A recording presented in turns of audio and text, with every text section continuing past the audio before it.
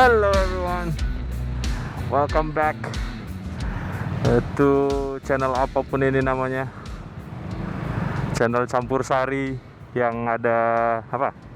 Ada vlog di kereta, ada vlog commentary, ada vlog apa lagi?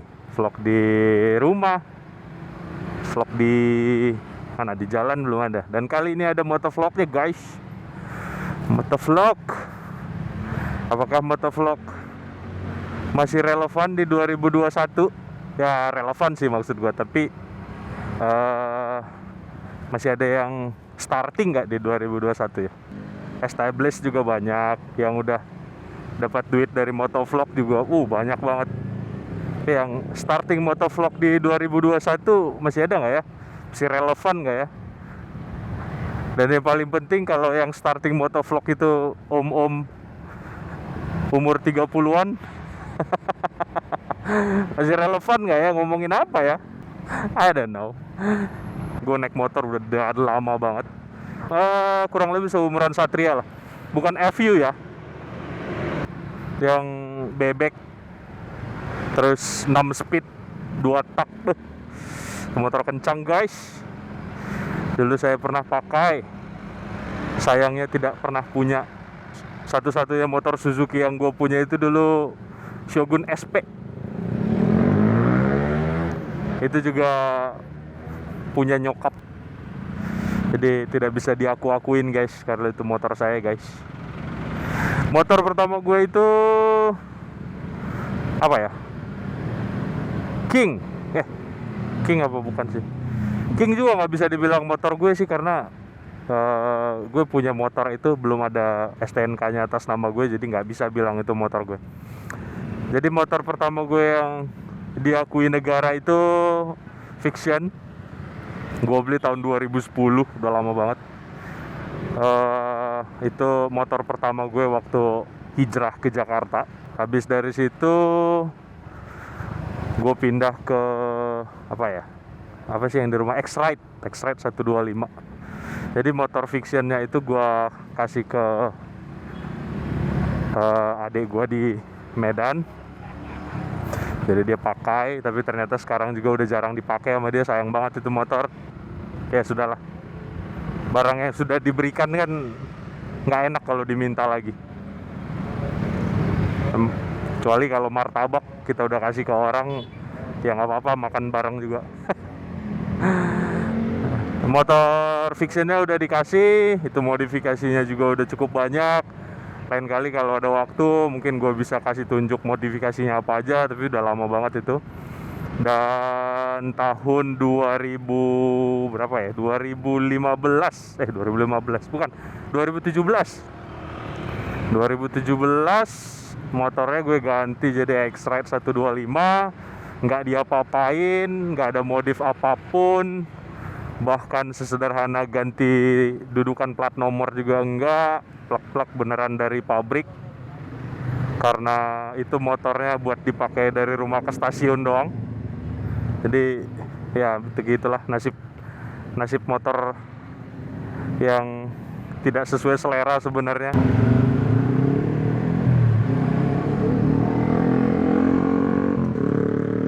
Kita biarkan yang knalpot racing lewat dulu biar nggak berisik. Nah, jadi ini motor ketiga gue, W175, punyanya si Kawasaki. Retro abis guys, retro abis. Lampunya aja masih kuning guys, dan nggak ada kiprok-kiprokan. Jadi kalau lagi posisi idle, lampunya meredup, bet.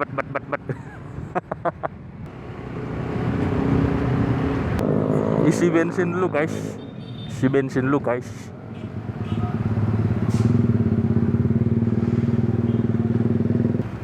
Kalau isi bensin itu biasain turun dari motor. Mau tangkinya di depan juga turun dari motor, karena berbahaya. Kalau titit lo kena bensin, bagaimana? Karena ini motor klasik guys, kita reset dulu.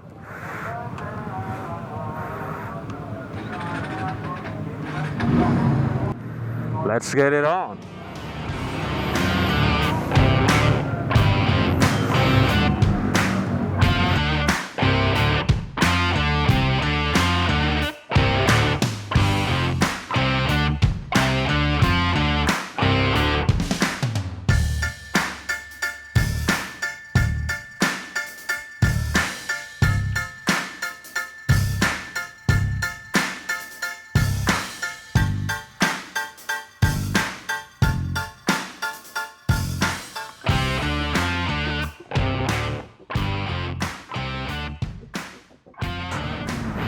Kenapa gue pilih motor ini?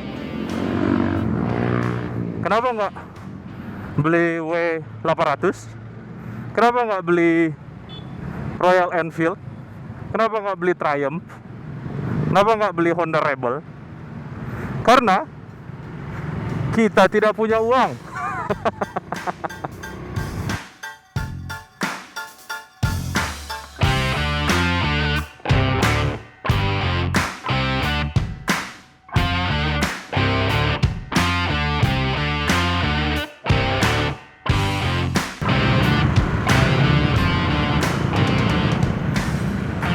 Pilihan motor klasik kan sebenarnya banyak. Motor batangan ya, kita ngomongin batangan. Ada Tiger, tapi motor itu sudah terlalu tua. Scorpio juga coret karena kasus sok belakangnya ambles itu sampai sekarang masih belum diberesin sama Yamaha. Come on Yamaha, come on.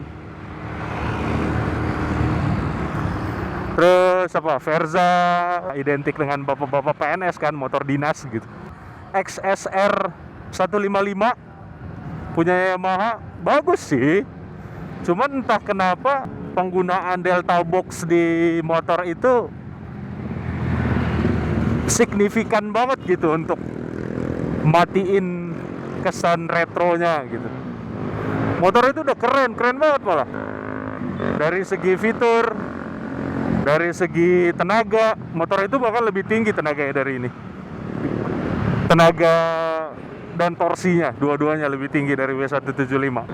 Motor dengan kubikasi lebih tinggi, 177 cc, dibandingkan dengan 155 cc lebih tinggi yang 155. Tapi ya itu gua kembalikan ke para teknisi lah, yang lebih paham masalah mesin dan lain-lain. Gua kan cuma menikmati aja. Lagi seandainya si XXR 155 itu tidak pakai Delta Box, kemungkinan saya akan beli. Bukan kemungkinan sih, itu bakal jadi pilihan pertama gue jadinya. Dan kalau dilihat-lihat kayaknya sekarang semua motor batangannya Yamaha itu pakai Delta Box sih. Jadi mungkin mereka mikir, udahlah, nggak mungkin kita riset sasis baru lagi hanya untuk satu motor yang belum tentu juga diminatin orang Indonesia gitu. Itu bukan pilihan bisnis yang tepat, keputusan bisnis yang tepat.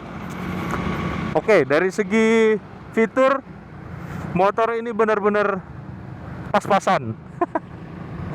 Ada speedometer, ada lampu jauh, ada netral, ada sen, ada odometer, trip AB. Udah, itu doang. Nggak ada indikator bensin. Jadi balik ke zaman CB100 aja, lo hitung-hitungan bensinnya itu dari odometer, dari trip meternya.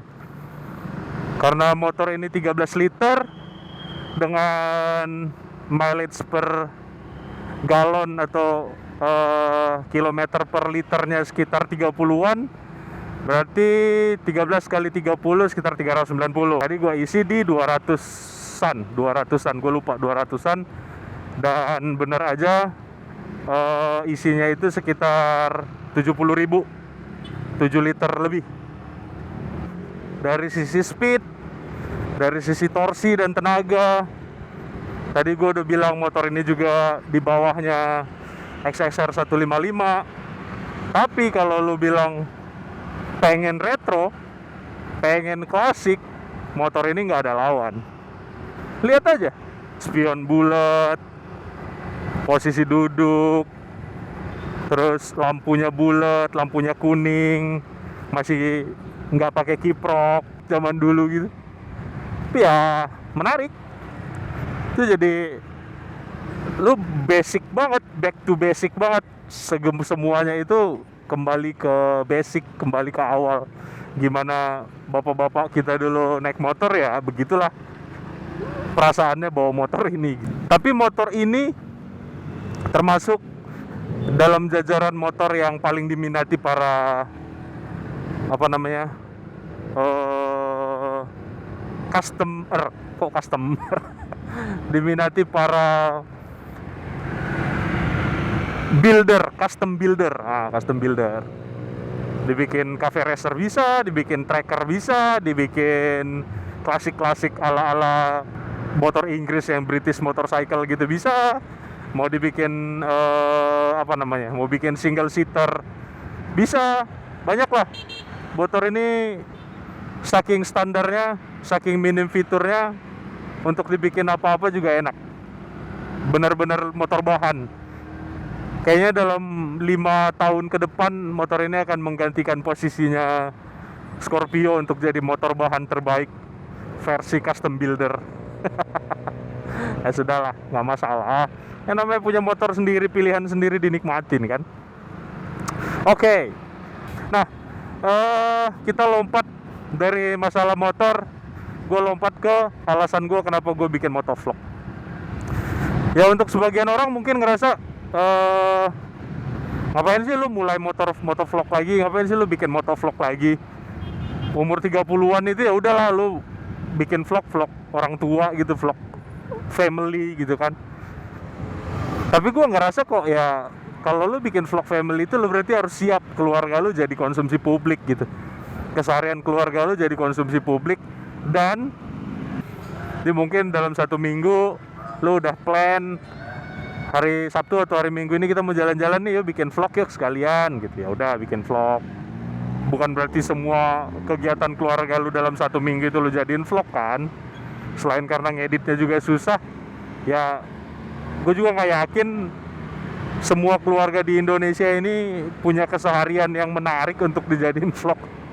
Apalagi keluarga gue ya. Ya udah, akhirnya gue coba kulik-kulik lagi hobi gue apa sih gitu kan. Hobi yang susah banget gue tinggalin itu ternyata motor. Ya udah, gue coba untuk bikin motovlog. Gue sadar sih sebenarnya kemampuan gue untuk jadi motovlog itu pasti terbatas, karena gue nggak bisa tiap hari jalan. Gue nggak bisa ikut San Mori kayak kemarin, gue nggak bisa ikut San Mori. Ini juga vlognya malam-malam. Gue yakin keterbatasan waktunya itu bakal menghambat gue untuk jadi motovlogger. Cuman karena gue udah punya motornya, gue punya kameranya 2, gue udah punya inian, apa namanya ini, intercom. Ya sudah, daripada menganggur, karena touring juga udah jarang, kondisi pandemi belum selesai dan PPKM bolak-balik ganti nama, ya sudahlah, jadiin motovlog aja. Ngobrol ngalor ngidul seputar motor dan turunannya, apa sih turunannya motor, review baut. Ya begitulah, itu alasan gue untuk bikin vlog. Dan satu lagi alasannya adalah karena kita butuh uang. Siapa tahu ya kan. Jadi itu alasan gue bikin motovlog. Terus apa lagi, gue bakal tetap pakai nama Brospektif, sama kayak podcast gue yang Brospektif, tapi yang ini gue tambahin on wheels. Gue gak bilang Brospektif roda 2 atau roda 4, tapi Brospektif on wheels. Jadi nanti semuanya yang berbau-bau di atas roda, sepeda, motor, mobil, bis, gerobak, apalah, masukin ke sini. Ya semoga bermanfaat lah untuk kalian-kalian yang menonton. Gue vlognya malam-malam karena tadi pagi nggak sempet, hari Sabtu nggak sempet, hari Minggu nggak sempet, akhirnya ngevlognya malam-malam begini. Untung nggak hujan. Tapi tadi gue udah prediksi sih, udah jaya. Aja prediksi jaya. Gue udah prediksi sih tadi, kemungkinan kecil akan hujan karena memang agak mendung, tapi anginnya kencang. Jadi pengalaman gue tinggal beberapa tahun di sini, kalau mendung dan anginnya kencang itu awan-awan gelapnya akan terbang ke Bogor. Jadi mungkin di sana udah hujan deras, tapi di sini adem ayem. Ya begitulah logika bapak-bapak, logika om-om. Kalau memang bener ya gue nggak tahu ya, namanya om-om kan suka bener aja gitu. Mudah-mudahan audionya nggak terlalu berisik. Karena gue ini naik motor nggak pakai visor. Sebenarnya ada nih visornya, tapi nggak gue pakai karena udah malam. Gue minus pakai visor, cahayanya mendar-mendar gitu. Waduh, sakit banget, bikin silau ya. Tau lah, kalau pakai kacamata terus jalan malam-malam kayak gini pakai visor, mendarnya 2 kali, mendar di visor, mendar di kacamata, sampai ke mata udah bikin buta aja. Jadi visornya nggak gue pakai. Mungkin anginnya kencang dari luar, nggak tahu, tapi mudah-mudahan nggak terlalu lah, dan bisa dirapihin nanti di post processing, post recording. Semoga tetap sehat, stay healthy guys. Banyak-banyakin berjemur pagi-pagi, rajin minum vitamin. Kalau nggak suka minum suplemen gitu ya, lu banyakin makan makanan sehat. Jaga diri, jangan berkerumun, pakai masker terus. Karena masih banyak banget orang-orang yang egois, pada nggak mau pakai masker, ngerasa sehat. Tapi kan kita nggak tahu mereka OTG atau gimana ya. Yang ngerasa sehat akhirnya nggak pakai masker. Jadi sama kayak naik motor, kita nggak bisa maksain orang lain untuk jaga diri dan bermotor dengan baik. Jadi ya udah, kita yang jaga diri, kita yang naik motornya dengan baik. Gitu juga untuk ngurusin pandemi ini guys. Jaga keluarga juga. Kalau ada kesempatan vaksin, sana divaksin. Nggak usah nunggu harus dapat vaksin yang AstraZeneca lah, Pfizer lah, Moderna lah, apalah. Apa yang ada pakai aja dulu. Nanti kalau ada kesempatan untuk vaksin lagi, kalaupun misalnya berbayar, ya udah ambil vaksin booster gitu kan. Tapi untuk sekarang vaksin aja dulu, nggak usah pilih-pilih. Yang penting sehat, negaranya jadi lebih baik, dan kita juga bisa riding bebas-bebas kayak dulu lagi. Kalau gitu, gue Riki Pramana mau undur diri. Udah kayak pembawa acara berita. Vaksin guys, vaksin.